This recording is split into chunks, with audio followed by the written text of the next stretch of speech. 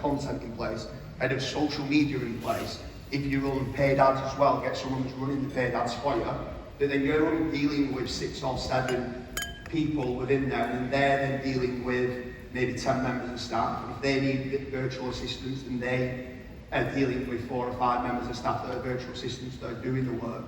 So the main part of it is, it's the same process. It's then trying to get the staff to implement that, get the right middle management systems in place, and then after that it takes care of itself. Okay, I think the next one is probably relevant to, sorry, go on. I was just going to add to that, also don't chase perfection, because that tends to be the main problem as people start chasing perfection and want SOPs to be perfect. Now, yeah, the SOP can be great, but give someone the responsibility, a team member, the responsibility to renew that SOP and keep on top of it, obviously innovate with the SOP, and don't chase perfection at all. Just try to, allow them to do what they do. Yep. So you guys have both done a bunch of business partnerships. So as guys saying, I'm going into a business partnership. What make your partnerships work and what to look out for? So I would say the reason why our team partnership works so well is we've got a lot of synergy together. We share the same sort of motivation. We're not necessarily all driven by the money, although money is obviously a great motivator for most people.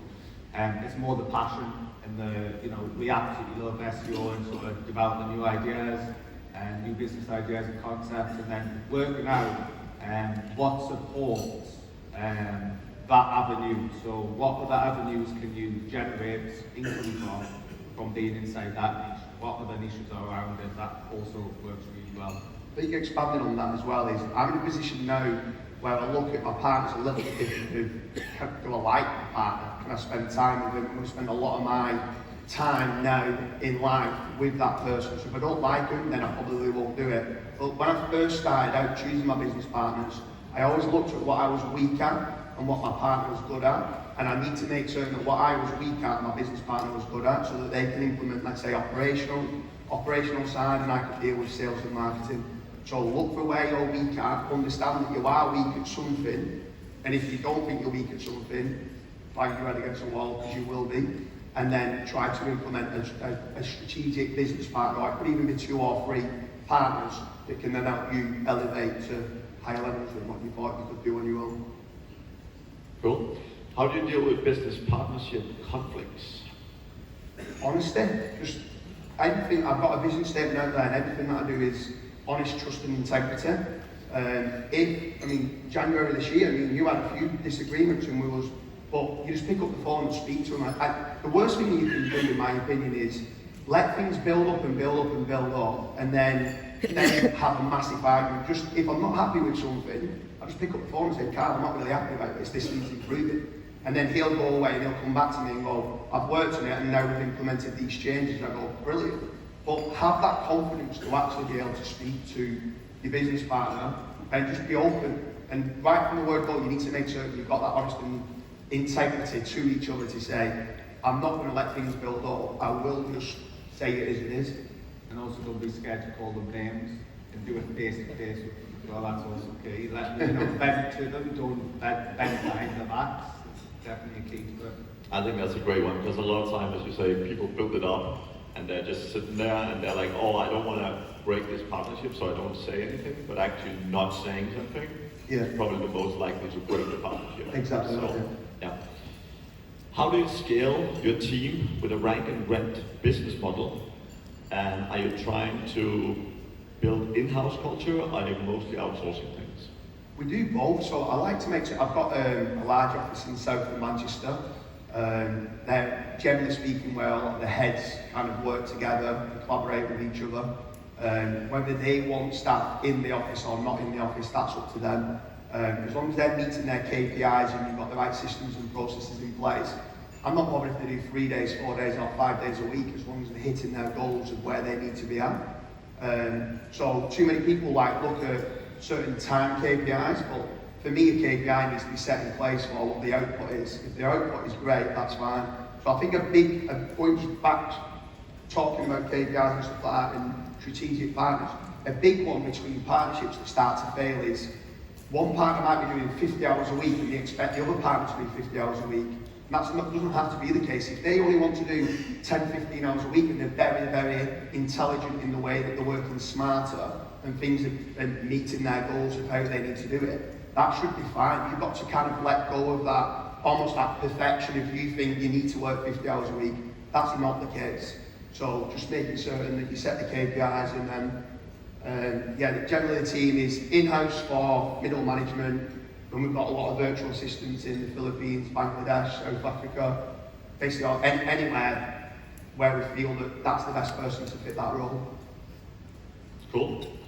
And how do you guys approach getting new clients for local SEO? So you're obviously either collaborating or working with people as clients in the local space.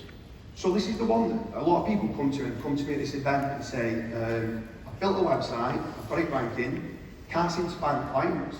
And the truth of the matter is that they don't know who you are. So if you go and send them an email out saying, I've got these inquiries and I'll sell them you at £30 a lead, or I've got this website and I want to rent it out at £1,000 a month, they're just going to delete it and see it as being spam. You've got to build that trust and relationship up with these business owners. So our first method and strategy is, once we've got the website ranking, let's say it's carpet cleaning, we'll go out to every single carpet cleaning company that might want those leads, every single one of them, and we'll say, we're generating leads on carpet cleaning, is it something that you're interested in? You don't have to pay any money whatsoever for the leads. However, we could give us the price and we'll add 50% margin on top of your price and price it up directly for the client. Do you think that clients would go with your price plus us adding 50% on? Probably 95% of them say, no, that's too expensive. So then at that point, now that they've seen the 50% markup, we then say, okay, we'll send you the leads directly, now add 20% on for us. That 20% now becomes not a bad figure because they've compared it against 50%. Where if you initially just go to them and say, I'm going to send you the leads and add 20% on, they actually start thinking, ooh, 20% is too much. Because then they're comparing it against us saying we'll add 50% on, it now sounds a lot cheaper. And we go out to, and initially, like in the UK, you need GDPR, so we've got a match-bin privacy policy of every single company we're sending them out to. We might find 20 companies that we think each could convert our leads pretty well. We will send it to all 20, and then we'll almost get them fighting against each other. And then the people that are starting to pay us are the ones that obviously are good at conversion. Once they're good at conversion, we then know that we can probably build out a second, third, fourth, and a fifth website out specifically for that client. And then that's where we start to do it, where too many people are trying to sell leads or rent the website out with no relationship whatsoever. You need to build that trust, and it probably takes around 12 to 18 months, generally speaking. You're still earning money because you're still getting paid on a back end and on a conversion. But that's kind of the model of what we did, because we have the same problem when we sometimes you give leads away and they're still not interested or they've not rang the customer up and stuff like that. Cool. So there's a couple of questions about sort of business and sort of diversification and so on, and it's a very interesting topic. So, should you focus on just SEO? Is it super dangerous to have a business that's just SEO? How do you diversify? What's sort of the best? Yeah, so I would definitely look at diversifying, obviously traffic channels. When we were in the gambling industry, it was very much, it started off with SEO, we got it to a certain level, I think it was about $1 million a month, and then the business really started scaling when we introduced other traffic, like email marketing, paid ads, Taboola, native AdWords, all of these different things. And the great thing with that was we almost became, obviously we've all, most people in the room have probably experienced the latest Google updates. You almost become Google update proof, not in the sense that you get hit, you will still get hit, potentially. However, you've got that income and hopefully the ROI from the other ad revenue sources that can kind of see you through it.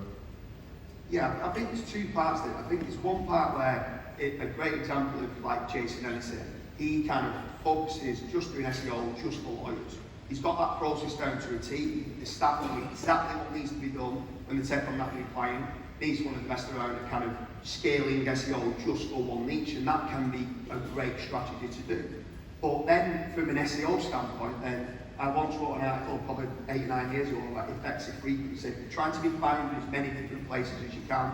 And now when I read that back, I'm like, there's bits of it I wish that we'd implemented where it was like, make sure that you, any pages that are ranking on Reddit, that you are kind of optimising and getting the links back to your site. Now obviously Reddit's exploded and we've not really done that part, but traffic diversity is key. So trying to make sure if you are running PPC that you're doing retargeting on Facebook. Retargeting is one of the cheapest forms of getting people back to the site. Twitter ads and TikTok ads and Pinterest ads are very, very cheap that you can get people through to your website. And actually, that traffic's an indirect ranking factor because those behavioural signals that social media brings through to your site actually massively helps rankings from an SEO standpoint. Cool. So you guys both have a ton of sites. How much time does it take you to get one site ranked? Depends on the niche. Yeah, completely Sometimes depends. it is. We actually at the moment are in a massive growth spurt, and we actually in the last 2 weeks built like 170 new websites in the last 2 weeks. And some of the sites from 10 days ago now we're generating leads, and we've actually had a client come on to us straight away doing oil tankers and stuff like that in the UK. And they've literally already come on now saying, "Our exclusive leads, £2,000 a month, I'm happy to pay for it," already from ranking. So you can actually get it very, very fast if you really niche down. If you was obviously looking at best casino sites, then it's going to take something like that's going to take 3-4 years potentially. You need a lot of topical authority, you need a lot of trusted backlinks, you need a lot of branding being done, stuff like that. So it's completely, it could literally be from a very, very niche specific in a certain town and city, can be literally within 10 days you generate inquiries, to obviously large affiliate sites can take years. Do you guys have any particular criteria for selecting the niches? Not really. We're in so many niches that we haven't really got much of a criteria. You don't know until you're in the niche. So go into the niche and then test it. It's all about testing. SEO, I hope a lot of people in the room have their own independent testing team and are doing tests daily, because that is definitely within the gambling industry something that we pretty much did every day, every week together. Would often share ideas with each other, go and test it, see if it works. If it doesn't work, give the feedback. Oh, I tried this differently, this works. That is where like SEO became like a whole other level of ball game for us. If I change that question back to being with regards to niche selection, we're in, I think there's over 600 different markets, and the highest paying 50 clients that I have, there is no chance I would have chosen. No chance. So sometimes you enter into a market, could be plumbing, roofing, whatever it is, and then you start going down a rabbit hole and you find some products or a service within that niche, which then becomes very profitable, so easy to rank for. I'm not going to give any away, obviously, but like so easy to rank for when you start going down that route that it's just like you can do an EMD, and that's where the ones within 14 days you're ranking for it straight away. You can be generating thousands of pounds. If you just go too far and just go roofing, it like you're saying to niche down, a lot of contractors niche down, and a plumber might really like doing wet rooms, but they might not like doing shower rooms, which in my opinion I thought was very similar, but wet rooms are more for commercial. They make a lot more money in a wet room than they do in a shower room, which is a lot more for like houses and residential. You don't make as much profit on that. So it's only then when you start speaking to the clients, they then start telling you what converts the best. Where with affiliate, a lot of SEOs in here that do affiliate, they kind of use Ahrefs or SEMrush and just do by search volume in CPC. But you can also start by high CPC. Well, some of my niches that could be earning £20,000 a month plus, in Ahrefs, it shows almost as being a zero traffic value on the website. But it's like, you don't find these kind of services and products without speaking to these businesses. Where if you are introverted and you don't want to speak to clients and you want to do affiliate, lead generation is not for you. If you happen to pick up the phone, try to speak to the client and they tell you where they make money, you'll find these little micro niches that are very, very profitable. What keeps you guys motivated? So you mentioned it wasn't about money. So what keeps you going? All of the crazy parties. And the best one is in Saigon, In right? Saigon, yeah. Good answer. I've got an addictive personality, and I'll be honest with you, I'm completely addicted to the game of SEO. I absolutely love it, I live and breathe it. I've kind of moved away from now, like the work. I've got 2 amazing kids and an amazing wife, but I want to try and be a good dad, but I also absolutely love SEO as well. So I try and change it from a work-life balance to a work-life integration. So a lot of the time now, a lot of people that I work with, they come on holiday with us, they know my family, we all do nice things together. A lot of these events, I love going to these events because yeah, I do like partying, I do have a good time partying with a lot of people in this room. So I just love the whole hustle, I love the whole, it's not just from a monetary point of view, it's just the little dopamine kicks and serotonin kind of rush that you get when you get those rankings, which indirectly leads to money. But then when you're doing it with people that you enjoy working with, you can high-five each other. I also think there's a lot of people, they set too high goals, and they don't set themselves mini goals, that they celebrate those successes along the way. And that's also very, very important for you to do that. So you can high-five someone, go out, if you get to, let's say you start a new YouTube channel, there's 1 or 2 the other day saying I want to start a new YouTube channel. Once you get to 1,000 new subscribers, go out and celebrate that with your friends. Go and take your husband, your wife, whoever it is, away with you, and go and have a weekend away and celebrate that 1,000 subscribers. Too many people then start looking at, let's say, Matt Diggity's got 150,000 subscribers, so I need to get to that level. No, you're miles off that. Celebrate those little wins, and it becomes fun as well. You can enjoy the journey while you're doing it. Cool. And do you use GMBs as well, or are you purely building websites? Mate, I'd say 99% is websites. I've had a lot of hassle over the years with GMBs, actual real GMBs getting suspended and having to kind of do the video re-verifications, real reviews being removed as well as like fake reviews that some people do, but actual real reviews and real GMBs being suspended. So I kind of get to a point where I get a GMB, I start ranking it, and then it gets suspended, and then it kind of it seems to be like a vicious circle. So me personally, I generally stick with web pages. It's very rinse and repeat strategy that works. That doesn't mean you can't make a lot of money. I know a lot of people that are making 6 figures plus a month on GMBs. There's like citations and reviews and CTR and stuff like that that you can do, but for me personally, it's not something that I do, but it is a great strategy. I would say the only time that we differ on that is if you're directly involved with the business and getting a lot more involved with them, then the GMB is perfect because you should really get that taken down. And a lot of the time what we actually do in the UK is have the company register a limited company with the, because obviously in the UK we start adding in, obviously in the US, we start adding the keywords into the GMB to try and get ranking, you often end up with a bit of a slap. So what we try to do is register the exact match company name, so that way straight out of the box we can send that into the Google My Business, and you don't suffer with getting that slap. That's kind of what we do. Cool. March update. March update. Have you been impacted? Yes. I've obviously got a lot of different sites. We also don't just do Ranking Event, and a lot of people know me for Ranking Events. We've got a lot of affiliate sites. So we've got a lot of sites here from the September Helpful Content Update, where I think probably anyone who's got affiliate here, more than 50% of them have been hit where it's half in traffic and it's still in a negative ranking state. We know a lot of high-level SEOs that are still in that problem. So we're still trying to uncover those, what you need to do. I don't really know many people that recovered from the September one. The March one, there's been a few personal attacks on some sites. I've had some personal manual action penalties on the sites that we're now looking to recover.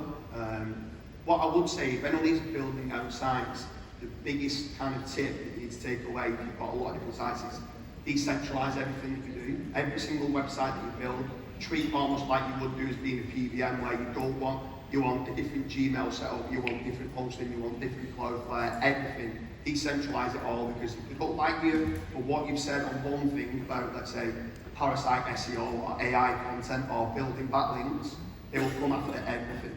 So anything that's got connections together, they'll come after. So yes, I've been massively impacted, but you've just got to roll up your sleeves and go again. That's why when I mentioned on the previous question, we've built out 170 new websites. That's because we want to know Google's give me a little bit of a clap, and now I'm going to go, well, I'm going to build 4 times more than what you've clapped. What he's neglecting to say is actually he's built 170 websites and we're now professional cleaners. We no longer do SEO. We're now a cleaning company now. Looks like it. Yeah. Do you guys also acquire other businesses as well? And if you do, what are the criteria? So the biggest one that I normally look at is, I'll normally look at my profit and loss and stuff that I'm spending money on. For example, the way we first started doing the partnership, Carl was the founder of Searcheroo, which was a content and link building agency, and we were spending £80,000 a month on backlinks, like predominantly like guest posts and niche edits and stuff like that. So I was like, I'm not paying £80,000 a month anymore. I want ownership of that business. So he had a business partner called Tom Phillips. He was doing a lot of affiliate stuff. So I presented an offer to Tom Phillips to buy 50% of the business. It made sense just for me personally, because then I got a lot of stuff at a lot cheaper rates. So I kind of always looking at that. I'm always looking to do, still to this day, I'm always looking for collaborations and seeing what can kind of work alongside what will help me with the sites that I have. We tend to approach it where we actually go, we get involved with the other business owners. We don't want to, or we haven't really done it where we buy the entire business and become that business, because again, we quite like working with partners and partnerships, and they're the experts in their niche. It's like what Julie always says. He says you would never buy you'd never say get a house and a house extension and you wouldn't ask the plumber to build your roof. You'd ask the roofer to build the roof. It's the exact same terminology that we use in the business side is, if they have the expertise in that area, us entering that area, it's going to take us a long time to catch up to the competition if we are unaware of the business. On a more micro level as well is that if you're looking to start out a new website, I'm a massive advocate of ODYS, but there's other link domain vendors. ODYS provide age domains that have got a decent backlink profile already, and the minute you start by using an age domain, you've kind of got that head start over a brand new site, because you've already got the DR40, the DR50, whatever it is. As long as you're keeping the relevance of what it is, or you can also do 301s, but just line up the relevance as best you can. Don't get a butcher's website that's redirecting to a casino site, so it won't work. But there's certain techniques and tactics that you can go on to expired domains and stuff like that can help you quickly fast track to where you need to be at. Okay. So earlier you talked a little bit about trust, building trust with clients first. Someone is asking, how do you actually do that? Like what's... So in your head you've got about the first 12 months you're not going to make money. You will do, but in your head you've got to be not going to make money. You send the leads out to them, and then in time what starts to happen is they start getting leads for what they do. So if they're a carpet cleaning, you're sending them carpet cleaning leads. The first couple that might get through, they might go, I'm looking to have my rug cleaned in my front room, and they're like, these leads are terrible. But then the fifth lead might be a big hotel comes in and say, we've got a £15,000 budget and we need all of our rooms in the hotel being cleaned. Well, you bet your life for me, 10 minutes after you've got that inquiry, they ring you up and now they're going, how do we get hold of those leads? And then you start building relationships. It's not me that speaks to them, it's my sales team that starts speaking to them. And then they're then asking, how do I get more? And then you've now got them on the hook that they're wanting more. You then start saying, well, at the moment you're not paying anything. If you start paying somebody, we can build you a dedicated site. And then from there, then you start building the trust. Okay. How do you guys approach and invest in SEO or the SEO industry in general? So like, do you invest in other companies? And what's your view? I mean, you mentioned a little bit with Searcheroo, getting into that, but have you got other things you're investing in? Yeah, so I invest in a lot of affiliate sites. I love a lot of my industries where we make money in. It's like local lead gen, very easy to rank, quite long tail, and you can get rankings within a few weeks. But I also then like making certain that I'm in some of the toughest markets with regards to finance, casino and stuff like that, to make certain that my team are good. So I'll go and buy plenty of sites. There might be, I generally only try to work on, I want a deal. So where some of them might come to me and say, I've been hit with a website, I've got an unnatural links penalty, but we've got a brand that does disavows and gets people out of unnatural link penalties. So for that, some of them kind of start to become demoralised and don't want to pay the money to kind of get the disavow done and then start the momentum going back again with regards to new content, new links. Some just don't know. They start building up the sites up and if they go too wide, or they build too many links and they get hit. So you see so many sites, bam, and then they don't know how to recover. So a lot of those come to us, and they won't really say we buy in, a lot of them just say, well, we'll give you 30% of the website, and then we then do a collaboration with them, and we'll then fix the problems and then get it back going again. So the one that we did recently was obviously we're both the gambling industry, and one that we did recently was a brand that has great social media presence, but when you go into the address and things like, wow, there's such a big social media following and they get loads of retweets and all of this. These guys absolutely suck at SEO. yeah, And then we kind of stepped in and within a month purchased, I think, 35% or something of the business, and within a month we rolled out loads of SEO pages, and all of a sudden the traffic's just skyrocketed. Because it has that brand, it already has people searching for the brand on Google and things. It's kind of an approach we also use, is try to find businesses that have branded search, because we also feel that it's going to protect that business in the future from future updates. Okay. How do you knock off an existing EMD ranking? how do you watch it? How do you knock off, or how do you, if there's an EMD already ranking, Yeah. how do you sort of get past that? Better content, more top authority, more links. Kind of, the fundamentals of SEO is good quality content, top authority, backlinks and traffic. They're the main sources. So traffic you can get from running paid ads, social media ads, building up an email list. There's lots of different ways you can generate traffic through to the site. Those user behaviour signals. If there's certain tools that people use that can get bypass Google, it's very difficult using proxies nowadays within Google search. But if you can get real people coming through that site, once you start getting more engagement than what the number one result is, even if it is an exact match domain, you can definitely beat it out. The algorithm's an algorithm, it's a formula, it's a mathematical equation. You've got just to understand what that mathematical equation is. At a basic level, it's good quality content, making certain that if you've not done, let's say, people like Corey's course, or you don't speak to people like Kyle Roof, understand what good quality content means, getting the right entities on the page, getting the right content brief being done, understanding you're doing a full topical map, that you're covering every single gap in content that you've not got, that's relevant to that category, and interlinking all that together, good quality backlinks and traffic. Kyle always told me that the best content is Latin, so... Yeah, get some lorem ipsum content, place the entities in the right place. Cool. Last question. We talked a bit about business partnerships. How do you know it's the right person? Like, what are the key things? One of the things that, I'm going to sound like a raging alcoholic here, but if you're not willing to go and have a beer with someone, then it's probably not the right partnership for you. So kind of go, have a beer with them, relax. If you're feeling quite, anxious around them and things, probably not going to work out. To be honest, what I'd say is that Carl obviously is absolutely amazing at choosing business partners, choosing somebody like me. I'm less good at choosing business Yeah, partners. he never choosing someone partied like when he me. met me, that was the thing. He never partied and all, he was innocent. Also, the truth of the matter is, sometimes you don't know. It's like an interview. Like sometimes you can have an interview and you can think that they're brilliant, and when you actually start working together, and actually sometimes when business starts going well and money starts getting involved, people do change. So then you've then got to quickly, if you start not liking working with that person and their morals and what they're about, there's lots of failed business ventures that you can do. You just got to quickly move on from it and move to the next.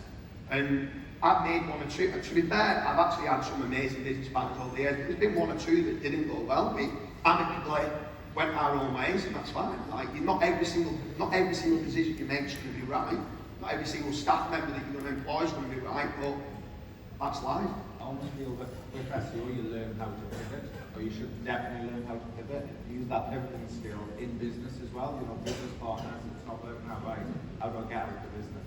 Yeah. Excellent. Guys, thank you very much. Cheers.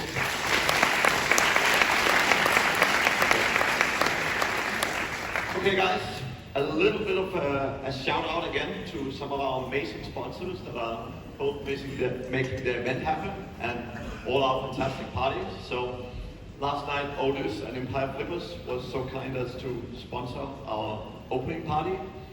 Also our key platinum sponsors, One Little Web, I was talking this morning. Make sure you go see them in the booth. Agency Assassin, If you're in local SEO, you need to know them. And SEO domains, if you love expired domains, if you like good authority, great place to start. So, the next speaker today is a guy I met many years ago on a little island in the Philippines. He came straight from an oil rig, and he was very, very excited to be in his new job. He was in a sort of intern job role, and it was super, super interesting to meet him for the first time. He was not alone in his job, so there was a couple of people in a similar situation. But I've seen this guy, and he's called Greg. I have seen him grow up from being an intern to becoming the CMO of Empire Flippers and doing a lot of amazing work. I would think most people in here have met him or known about him or at least seen him on social media. So doing a lot of great marketing work. And today he's going to talk about how you can level up the revenue food chain. So how you can actually take all this SEO traffic you're generating and make more money from it. So ladies and gentlemen, in 1.5 seconds, Greg will come running up the stage in his